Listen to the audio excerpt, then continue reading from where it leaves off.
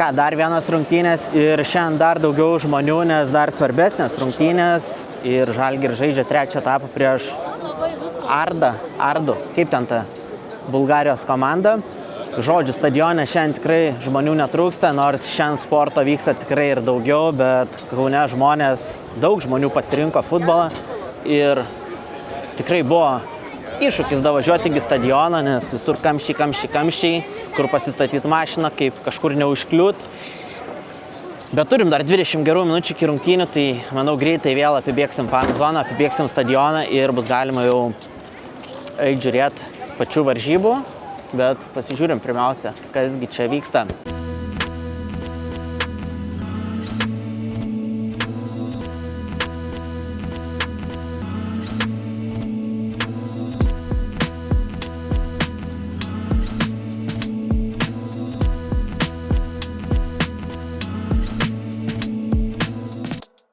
Žinoma, daug tų pačių žaidimų, kur ir praeitose rungtynėse, bet šiek tiek atnaujinta, man atrodo, ir matau, kad, naujų žaidimų šiek tiek irgi rasim.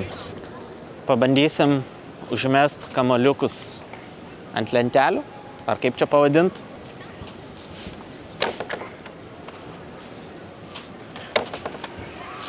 Du taškai.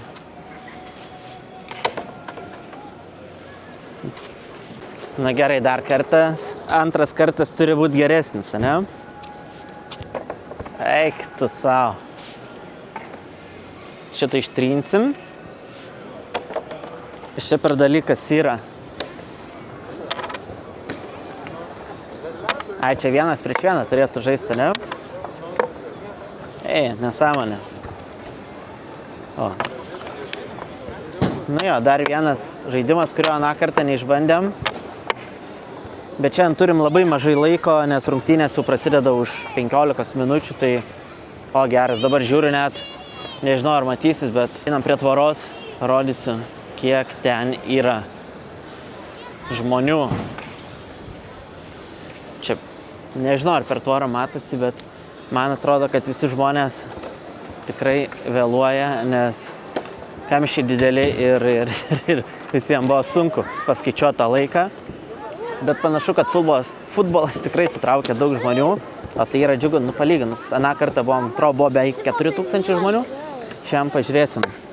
Kad bus šis skaičius pagerintas, tai tikrai, bet įdomu, koks tas skaičius bus, nes tikrai bus daugiau. Nes rungtynės geras, europinis futbolas Kaune ir toks futbolas privalo pritraukti žmonės į stadioną.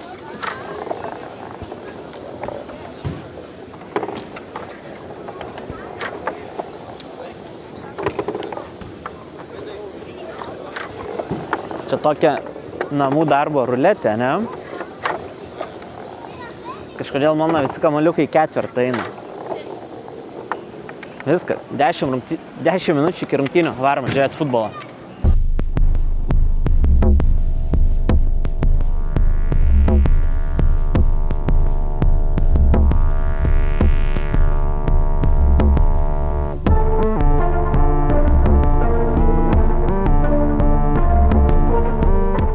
Šiaip iš tikro tiek žmonių, tai nelabai net ir atsimenu, kada paskutinį kartą mačiau per Žalgirio futbolo varžybas. Galvoju, šiemet vieną kartą į A lygos varžybas tiek prikvietė, kai darė rekordą, bet ir tai nesu tikras, ar buvo tiek daug, nes kiek dar prieimo laukiančių, tai bus tikrai daug žmonių. Rungtynės prasidėjo, sėkmės, reikia kažkaip atsilaikyti ir reikia laimėti. Aišku, lengva nebus, bet šiemet rodom gerą žaidimą, tai manau, viskas bus gerai.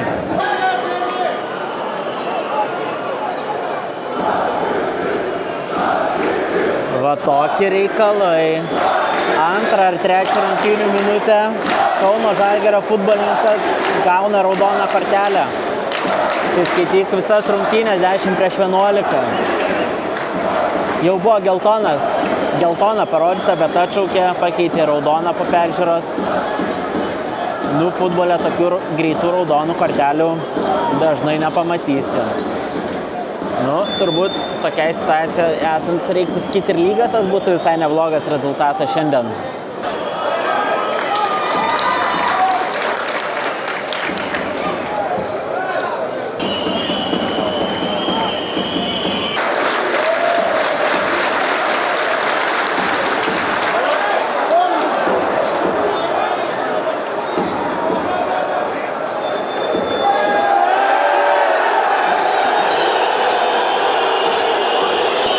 emocijų šiandien netrūksta, nuo kortelių iki daug nepatenkintų sprendimų ir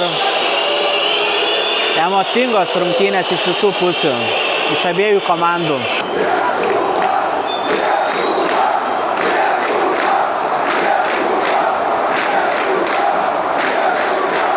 Baigėsi pirmas kėlinys, 0-0.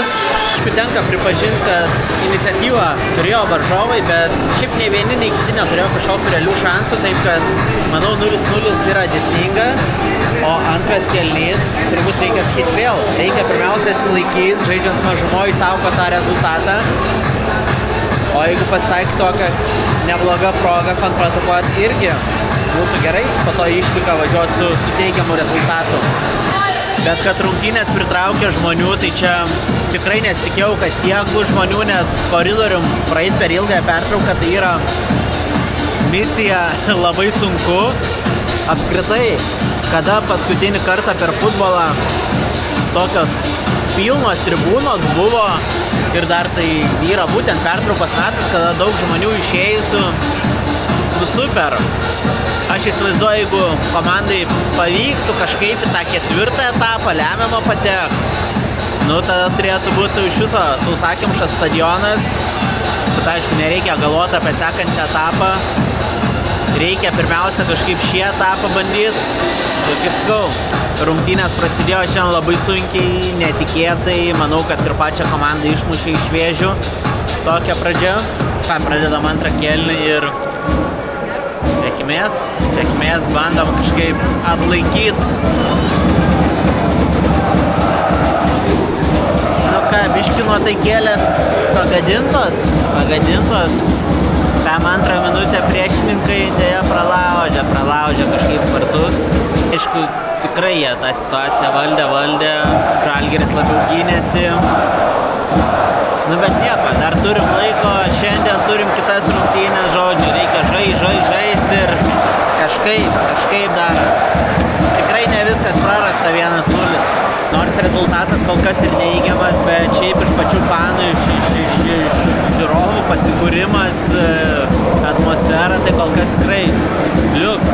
Ir beje, buvo pagerintas rekordas 7560 žiūrovų. Tai, kaip suprantu, Žalgirio futbolo rungtynių rekordas, tai reiškia, futbolas Kaune reikalingas, reikia gero futbolo, bus ir žiūrovų.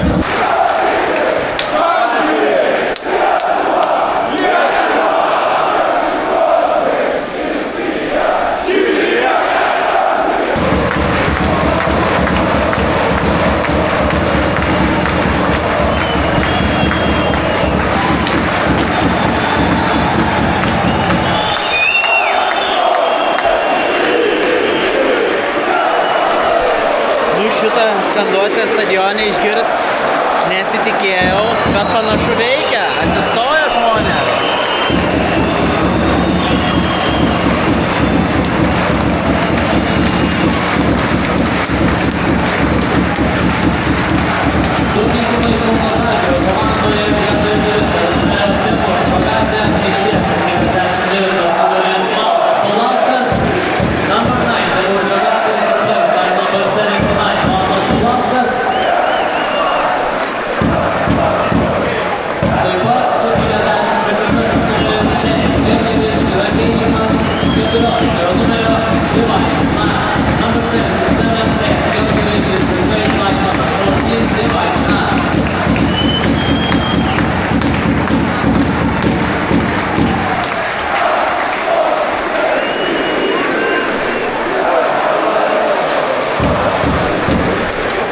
Vaizdą Dariaus ir Girėno stadione žiūrėti yra tikrai nedažnai pamatysi, bet labai smagu ir norėtųsi kuo dažniau tokio vaizdo. Deja, nepavyko išlyginti rezultato 1-0 bulgarų naudai. Už savaitės rungtynės pas varžovus.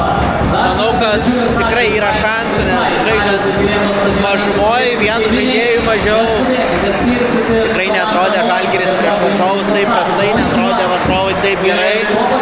Taip, kad manau, kad tikrai reikia kitą savaitę už savaitės kovoti ir galima pasiekti gerą rezultatą.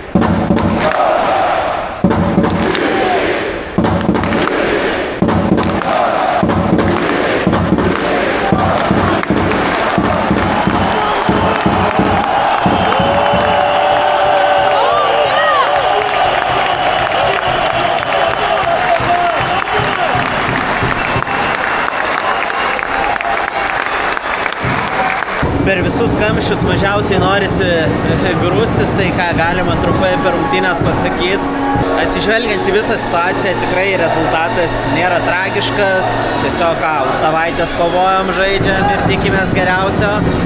Komanda tikrai šiandien nepasimetė.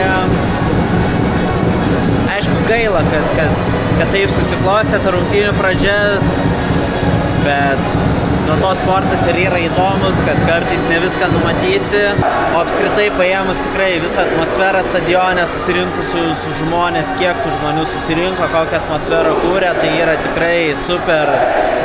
Turbūt neverta dar kartą kartotis, tikrai norėtųsi tokios atmosferos dažniau, tokio futbolo dažniau. Tikimės, kad ateina tas geresnis futbolas, aukštesnio lygio futbolas po biškį Kauną. Žodžiu, šiandien tiek ir laukiam pergalių ir gal už porą savaičių vėl susitinkam šitam stadione. Gal, jeigu pažiūrėjai šį video, tai tiesiog palaikink, pasubscribink, jeigu to nepadarei, ir iki.